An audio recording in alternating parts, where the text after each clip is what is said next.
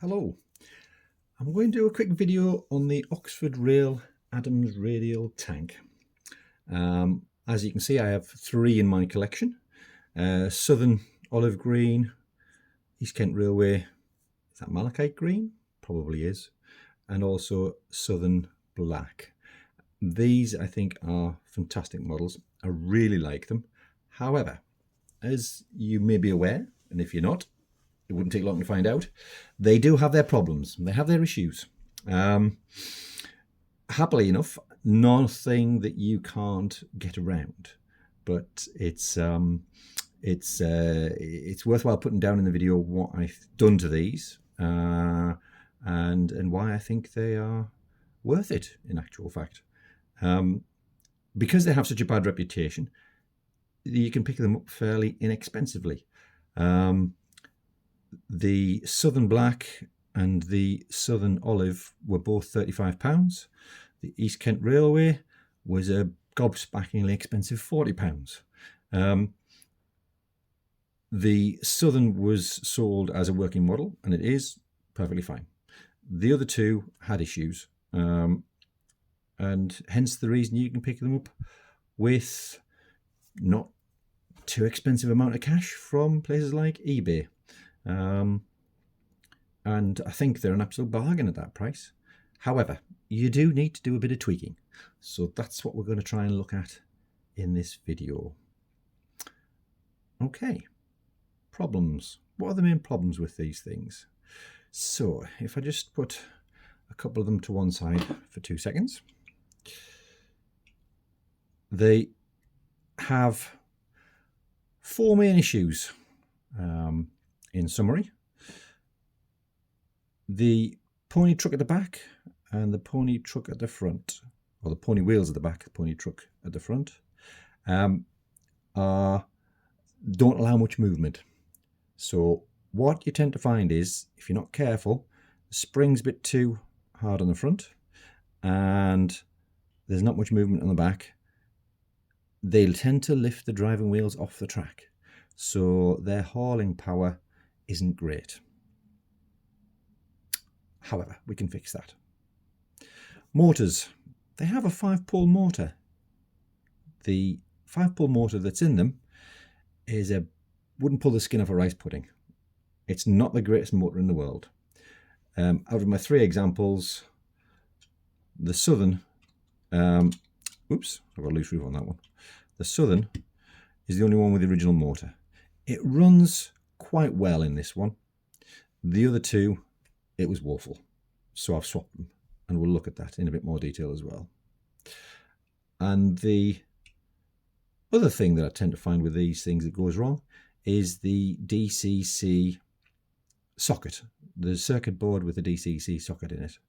It has a happy knack of just basically blowing one of its resistors going up in smoke. 2 of these have actually emitted smoke from the resistors on those particular circuit boards, so it necessitates a rewiring of the DCC socket. So we'll take a look at those in a little bit more detail. So point number 1, the pony truck and trailing pony wheels.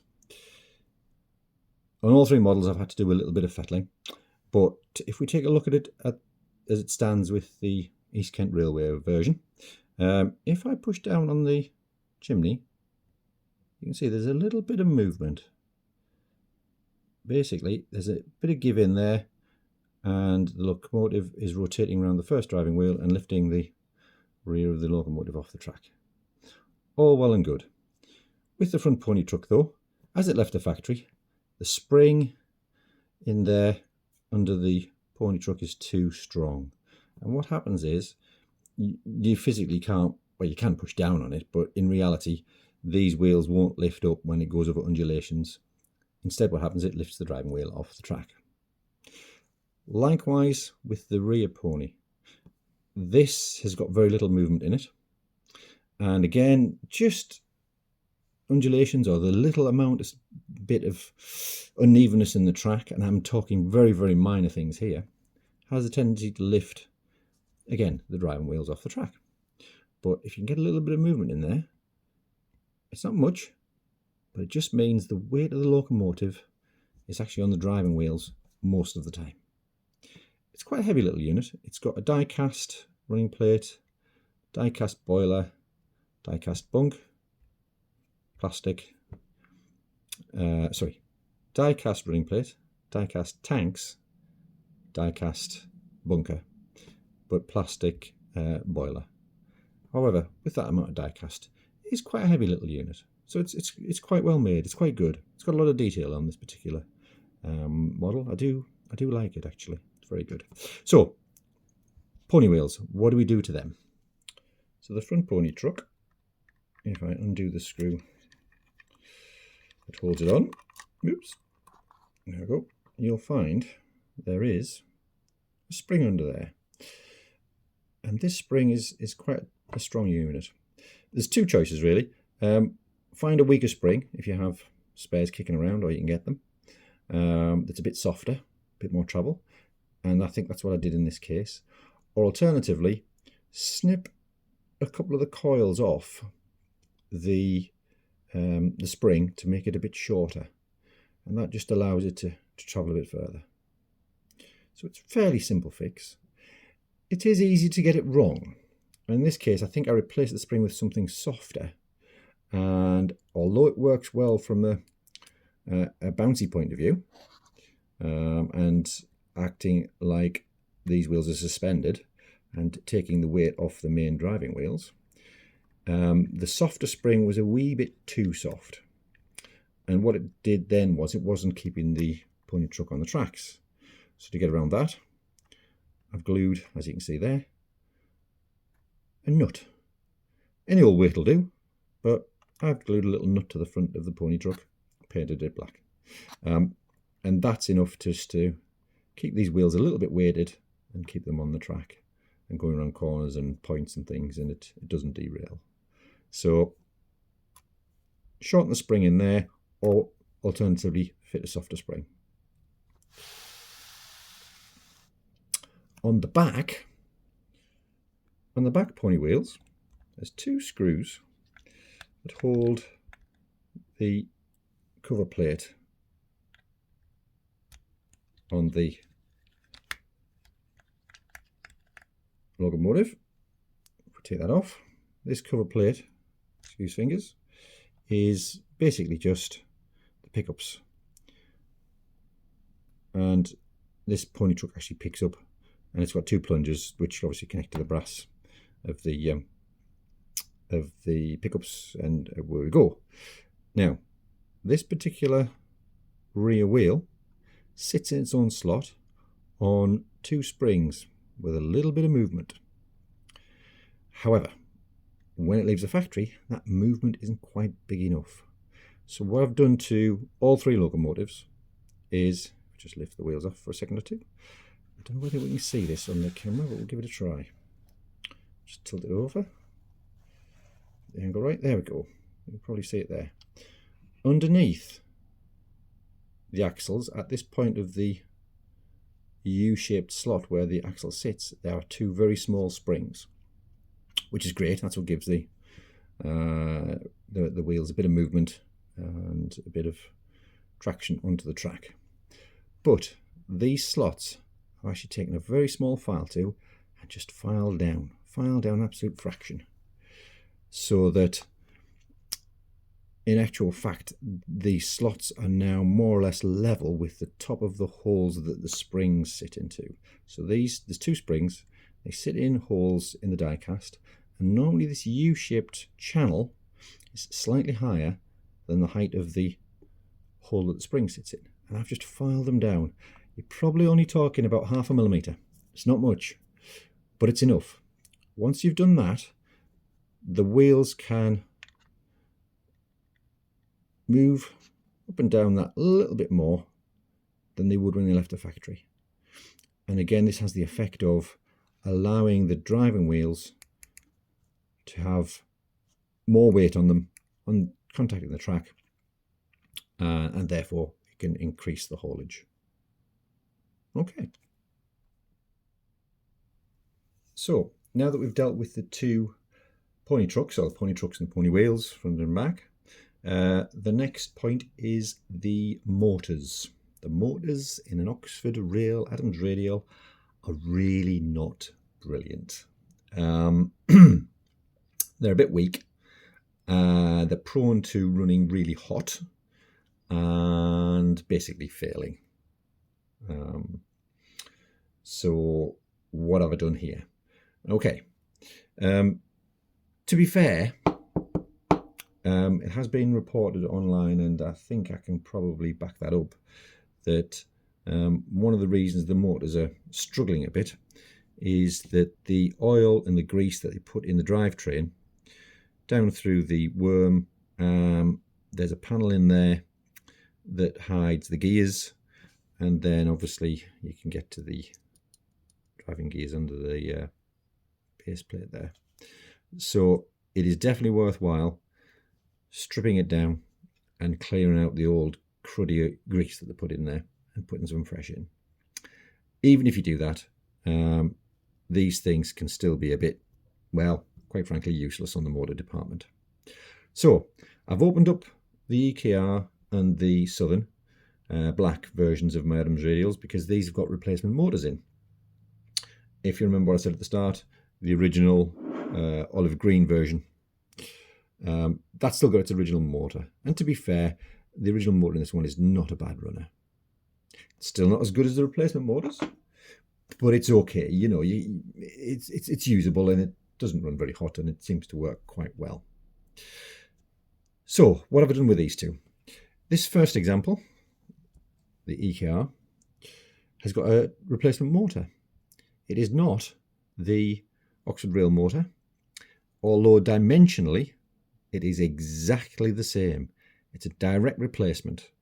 Whip out the old motor, put one of these in, and straight away you're going to get better performance. This motor actually comes from, would you believe it, a Dapol B4. The Dapol B4 uses a physically identical motor apart from the magnets. The magnets on this Dapol motor are much bigger than the magnets on the original Oxford Rail unit. The motor runs better. It's still a 5-pole motor, so we've still got 5 poles on there. Yeah, 5-pole motor, no problem. Physically, desolder the 2 wires, unplug it, plug a replacement one in, away you go.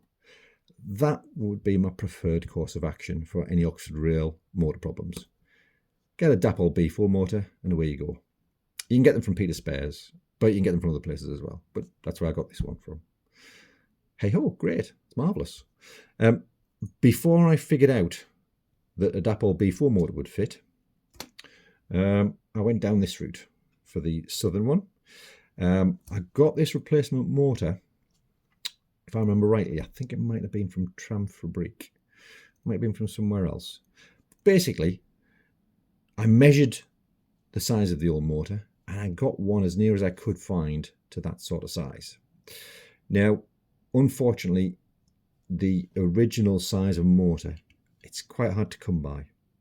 So with this one, effectively I've got one that's the same width, but it is deeper.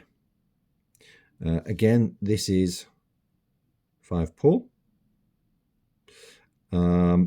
But what I've done with this one, I've had to make my own motor mount. Now, I don't have access to a 3D printer or anything clever like that.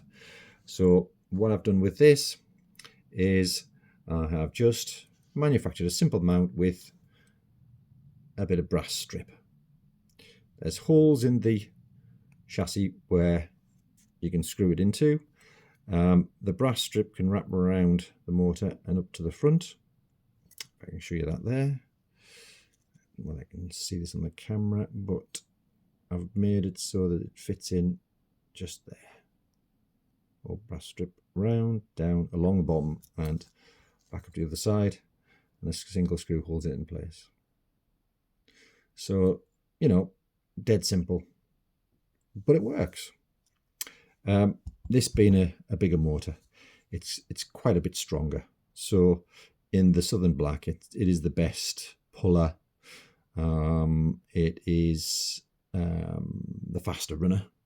Under load, it can haul more and run at higher speed than the smaller motors that are originally fitted. But yeah, that is not a bad way to go. Now, fairly obviously, the original mounting that the motor sits in, which is this plastic piece here that it clips into, is unusable in this particular instance. But yeah, I made this or manufactured this before I knew the Dapol B4 motors would fit. So that resolves your motor issues. And last but not least, the DCC socket, which is probably the weakest link in the chain, really, because all three of them have blown their DCC sockets and the circuitry that is on that particular little circuit board. So in all cases, the DCC socket has been removed, and I've hardwired decoders into these particular locomotives. I run DCC, so the easiest way is just to get rid of the socket, throw it in the bin. It's blown, it smokes, it smells bad, it's just not worth fiddling about with. Handily, the DCC socket joins a small pad with solder pads on it on the chassis. I wouldn't call it a circuit board, it's more like a connector board, for want of a better description. The places where it's soldered, however, quite handily. Now, if I can try and zoom in here, I don't know if you can see this. No, you can. Each point is actually labelled. So you've got track, left and right, motor 1, motor 2. And the usual rules apply. If I can move that to that side. We've got red and black to the track, orange and grey the other way, in other words the motor. Quite a simple job. 4 solder points.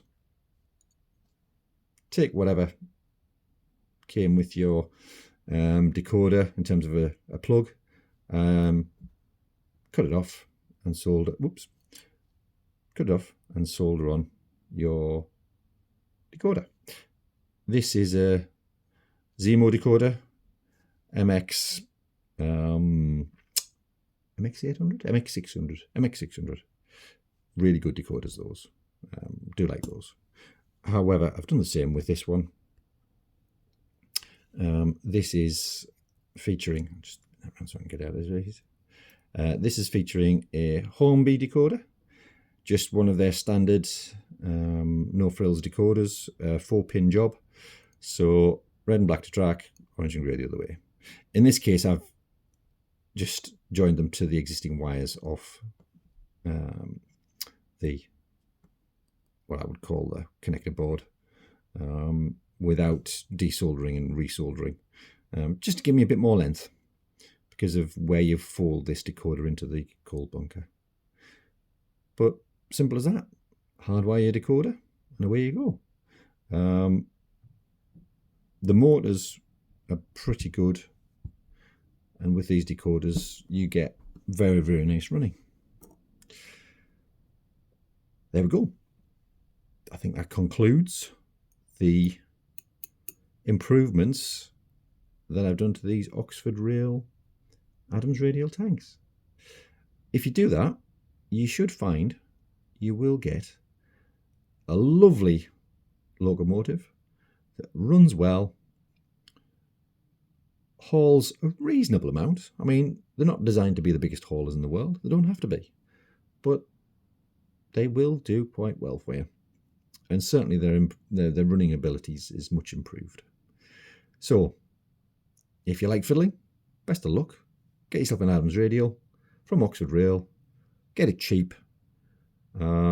Replacement motors, in this case a B4, I think they were only 12 quid or something. 13 maybe. I'll double check that. Yeah, I'll double check the price and let you know. Other than that, everything else is standard. You just need to be handy with a soldering iron, and a bit useful in just tweaking the pony trucks. Okay, have fun, enjoy your locomotives.